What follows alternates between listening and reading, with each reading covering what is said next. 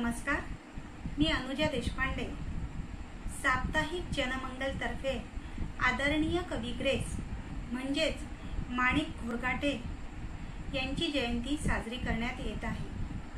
त्यांच्या प्रमुख संचालक आदरणीय मिनलजी येवले यांच्या लेखाचे मी अभिवाचन करते आहे.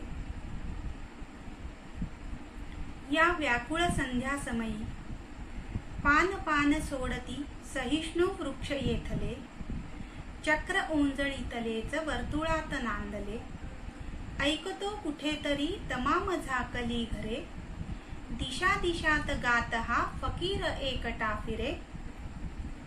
बहार कवितेतील या कुळी व पाऊस कवितेतील संदिग्ध घराच्या ओळी, आकाश ढवळतो वारा, माझ्याच किनाऱ्यावरती लाटांचा आज पहारा. या ओळी किंवा ग्रेसांची कुठलीही कविता सौंदर्यवादी परंपरेशी आपलं नातं जोडून असलेली दिसते. अबोध मनातील गूढ भावविश्वाचा वेध घेत ती तरल संवेदनाचे सूक्ष्म दर्शन घडविते. वाचल्यावर सहज लक्षात न येणाऱ्या गूढार्थांच्या गडद गहिऱ्या धुक्यात हरविलेल्या नेमक्या आशयाचा थांब न लागू देणाऱ्या कुठल्याही वास्तवाला सरळ न भिडता शब्दार्थ प्रतिमांच्या चांदण पखरणातून दूर जाणीवेच्या पल्याड तिला शोधावे लागणाऱ्या ग्रेसांच्या कवितेने तिच्या हृदयातल्या संगीताने रसिक मनात कायम घर केले आहे. ही कविता जीवाला भिडते. ती आपल्यात खोलवर रुजून आपल्यातल्या सौंदर्य जाणीवेला हळूवार स्पर्श करते. ग्रेसांच्या कवितेतील लय, चित्रदर्शी, शब्द प्रतिमा, शब्दार्थांची जादू विलक्षण आहे. सुन्न निरामय चिरनिद्रेपरी नभमात्यावर गडले, प्रारब्धातील विश्व कुणाचे जसे तमावर निजले. किंवा या व्याकुळ संध्या समयी शब्दांचा जीव वितळतो, डोळ्यात कुणाच्या क्षितिजे मी आपले हात उजळतो. व्याकुळ करणाऱ्या संध्याकाळची भिन्न भिन्न रूपे त्यांच्या मनातील दुःखाला वाचा देतात. नि मग मावळतीच्या सरणावरती निजून आले उरले सुरले दुःख मनाचे. ही भाव व्याकुळता कवितेतून प्रतिबिंबित होते. ग्रेस यांच्या कवितेतून येणारा निसर्ग, संध्याकाळ त्यांच्या भावव्यवस्थेतून जन्माला येत असल्याने तीत अद्भुततेचे रंग मिसळलेले दिसतात. त्यांच्या स्वप्नील भावविश्वातील अस्फुट चित्रे त्यातून साकार होतात. ग्रेसांच्या काही कविता सुबोध वाटत असल्या तरी शब्दांच्या रचनेवर अर्थाचे अनेक कंगोरे सजलेले असतात. ती गेली तेव्हा रिमझिम पाऊस निनादत होता, मेघात अडकली किरणे हा सूर्य सोडवित होता. ती आई होती म्हणून घन व्याकुळ मीही रडलो, त्यावेळी वारा सावध पाचोळा उडवित होता. पावसाशी वातावरणाशी एकरूपता साधत काव्य विषयाची एकसंगता कायम ठेवत कवी आपल्या मनातील कोलमारा, अपार दुःख जाणीव शब्दातून व्यक्त करतात. तेव्हा अर्थ शोधताना वाचकांच्या जीवाची घालमेल होते. वाचकही व्याकुळ होतो. आता आई राहिली नाही, त्यामुळे बालपण संपले, घरापासून अंगण दूर झाले. शब्दात अर्थ उगवावा, अर्थातून शब्द वगळता, हे रक्त वाढता नाही मज आता गहिवर नाही. तिच्या जाण्याचं दुःख गोठवून टाकत आता मी असाच तिच्या प्रेमाशिवाय वाढत राहीन हे सांगत आई या गहिऱ्या नात्यापासून तुटण्याचं दुःख तर कवीने व्यक्त केलंच आहे. परंतु या अर्थाच्या पल्याडही अनेक अर्थरसिक मनात उगवत ठेवणे या त्यांच्या काव्य वैशिष्ट्याचा इथे प्रत्यय येऊन जातो. आई आणि प्रेयसी या दोन रूपातून ते स्त्रीकडे बघतात. त्यांच्या कवितेत परंपरांच्या ओझ्याखाली वाकून गेलेली स्त्री भेटत नाही, तर संस्कृतीच्या संचिताचे वैभव धारण केलेली सामर्थ्यवान स्त्री तिच्या जगण्यातून प्रतीत होताना कवीला दिसते. अशा तिच्या रूपाचा वेध त्यांची कविता घेते. माहेर तुला नसताना पोटीत तुझ्या मी कसा भरावा वारा, दुःखाचा जन्म घराये आभाळ सोडता घुंगरू बनतो तारा. माहेर कवितेतील या ओळी व आठवण कवितेत पदराला बांधून स्वप्ने तू एकट संध्या समयी, तुकयाच्या हातामधला मी अभंग उचलून घेई. वा भगवंत कवितेत तू उभी अधोमुख येथे, निद्रेचा उधळून जोग, गर्भात धरित्रीच्याही ये जशी फुलांना जाग. अशा ज्या अनेक स्त्री प्रतिमा ग्रेसांच्या कवितेत येतात त्या आदिम दुःखाचे प्रतिनिधित्व करणाऱ्या आहेत. रोजच्या भोगवट्यातील सामान्य दुःखे, रडण्या कुडण्यातल्या झिजण्यातला तिचा कोंडमारा, या पलीकडे सनातन दुःखाची धारा त्यांच्या जगण्यातून वाहताना दिसते. तरलता, उत्कटता, उत्स्फूर्तता, दुःख, व्याकुळता तसेच तटस्थता अशा अनेक गुण वैशिष्ट्यांनी युक्त असलेल्या ग्रेसांच्या कवितेत आदिम ऐतिहासिक आणि वर्तमान अनुभूतीचे एक जीवित्व झालेले दिसून येते. दुःख भोग अटळ आहे, अपरिहार्यपणे कमी अधिक तो प्रत्येकाच्याच वाट्याला येतो. ग्रेसांची दुःखाला सामोरे जाण्याची पद्धत विलक्षण आहे. सभोवताल आपले म्हणवणाऱ्या माणसांचा, हितसंबंधीयांचा कोलाहल आहे. त्यात आपले मात्र कुणीच नाही ही खंत खोलवर जखम करून जाते. आणि मग दुःख घराला आले सारख्या कवितेत, नाहीच कुणी आपुले रे, प्राणावर नभ धरणारे, दिक्काल धुक्याच्या वेळी हृदयाला स्पंदविणारे, अशी त्या वेदनांना, त्या दुःखाला वाचा फुटते. दुःखाची रूप तर किती, कधी एकाकीपणाचे दुःख, कधी अंधार भयाचे दुःख, कधी मूल्यहीनतेचे, तर कधी सांज भयाचे. दुःख कोणतेही असले तरी दुःख हे दुःखच असते. आणि हा अटळ दुःख भोग हसत हसत स्वीकारणे ही मानवी जीवनाची प्रगल्भ जाणीव या कवितेच्या ठायी आहे. कुणी आपुले म्हणेना, कुणी विलगेना गळा, कंठ दाटताना झाला रंग कावळ्याचा काळा. आपल्या चुका शोधण्यासाठी पावला पावलांवर फणा उगारून माणसं उभी आहेत. आपल्या आतले दुःख मोकळे करता यावे असे एकही विश्वासाचे ठिकाण नाही.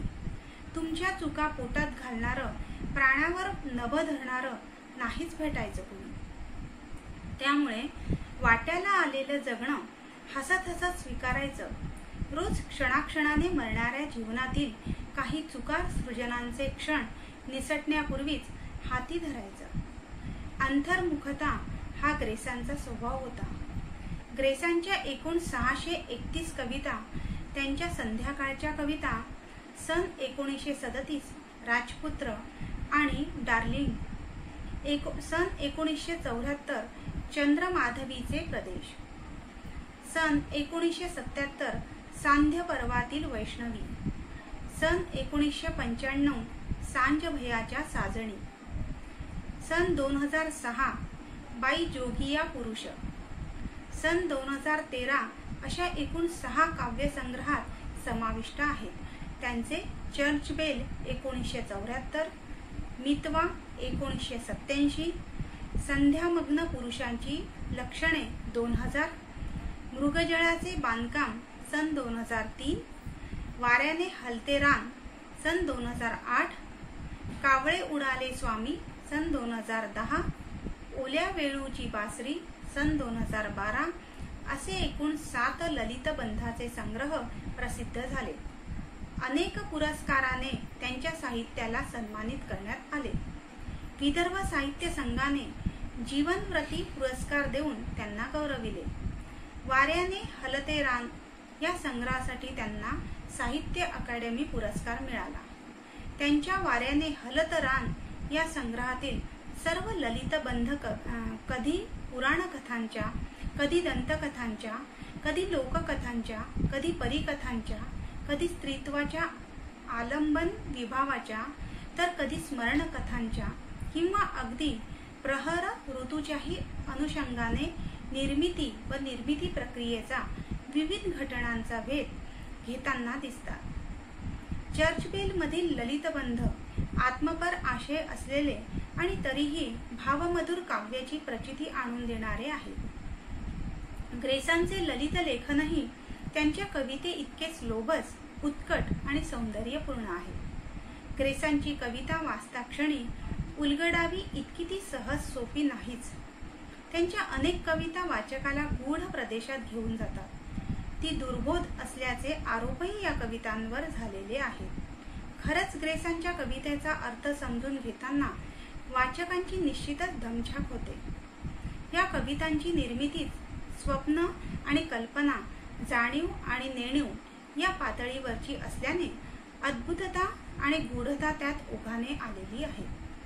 सृजना प्रक्रिया उलगडणाऱ्या ग्रेसांच्या या ओळी फार उत्कट आहेत. क्षितिज जसे दिसते तशी म्हणावी गाणी, देहावरची त्वचा आंधळी छिलून घ्यावी कोणी. गाय जशी हंबरते तसेच व्याकुळ व्हावे, बुडता बुडता सांज प्रवाही अलगद भरून यावे. अंतरंगाची भाषा शब्दातून बाहेर येण्याची प्रक्रिया किती अवघड आहे. कातडी सोलून घ्यावी लागते. त्यासाठी देहाभोवती आवळलेल्या निसर्गाचा चैतन्यदायी अंश त्याच्यातून मुक्तपणे प्रभावित होण्यासाठी धडपडत असावा. निसर्ग आणि जीवन त्यांना सतत साथ घालत असावं.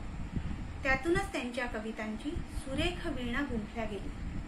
मराठी कवितेतील अभिजात संस्काराचा ठेवा ग्रेसांच्या कवितेने स्वीकारला, पण त्यातच गुंतून न राहता आपल्या स्वतंत्र अंतस्थ भावविश्वाला अभिव्यक्त करताना गेयतेचे सुंदर शिल्प त्यांनी आपल्या अनेक कवितांमधून साकारले. मोकळ्या गगनातून मुक्तपणे भरारी मारणाऱ्या मराठी भावकवितेला अभिजात संस्काराच्या कोंदणात बसवून तिच्यावर त्यांनी सुरेख नक्षीकाम केले. या प्रतिभावंत कवीचा प्रदीर्घ सहवास लाभलेले, कौटुंबिक पातळीवर अतिशय जिव्हाळ्याचे संबंध असलेले ग्रेसांच्या शब्दसृजनांच्या प्रदेशात काही काळ वावरण्याचे भाग्य लाभलेले डॉक्टर तीर्थराज कापगते अक्षर तर्पण संदर्भ कोशमधील आपल्या या लेखात म्हणतात, ग्रेसांची कविता म्हणजे त्यांच्या अनन्यसाधारण अशा समग्र व्यक्तित्वाचा आविष्कार होय. ही व्यक्तित्वाची संघटना व्यामिश्र होती. तरलता, उत्कटता, उत्स्फूर्तता, आविष्कारातुरता, दुःख व्याकुळता आणि उग्र व्रतस्थता अशा अनेक गुणांनी ती युक्त होती. तीव्र कलात्मक संवेदनेसोबतच सततची अस्वस्थता, भयग्रस्तता आणि मानवी शोकात्मतेचे दर्शन झाल्याने एक प्रकारचा तटस्थ भाव अशा कितीतरी गोष्टी त्यांच्या व्यक्तिमत्वात होत्या. शिवाय त्यांची स्वतःची अशी एक आत्मभाषा होती. डॉक्टर तीर्थराज कापंगतेचे ग्रेसाचं साहित्य आणि व्यक्तित्व यावरील सखोल अभ्यासपूर्ण विवेचन ग्रेसांची कविता समजावून घेताना निश्चितच मार्गदर्शक ठरते. ग्रेसांच्या कवितेत मृत्यू, भय, चिंता, दुःख या सगळ्यांना वेगळी परिमाणं लाभलेली आहेत. या गोष्टी या ना त्या रूपात मानवाला सतत भिववीत असतात. त्यातून सुटण्याची प्रत्येकाची चाललेली जीवघेणी धडपड म्हणजेच जीवन. ग्रेसांची कविता अवघड, दुर्बोध वाटत असली तरी तिच्यातील एकही ओळ असंबद्ध नाही. नव्या जुन्या पिढीला ग्रेसांचं साहित्य सतत जीवनरस पुरवीत आलेले आहे. ती कायम रसिकांना भुरळ घालते. तिच्यातील आंतरिक नादमयता, तालबद्धता, वृत्तयमके, तिच्यातील संगीत रसिकमनता आनंदाची लहर निर्माण करते. ग्रेसांची कविता कधीच जुनी होत नाही. रसिकांच्या मनात ती जगता जगता वाढत राहील. प्राध्यापक मीनल येवले, नागपूर. Mobile number 7774003877. धन्यवाद.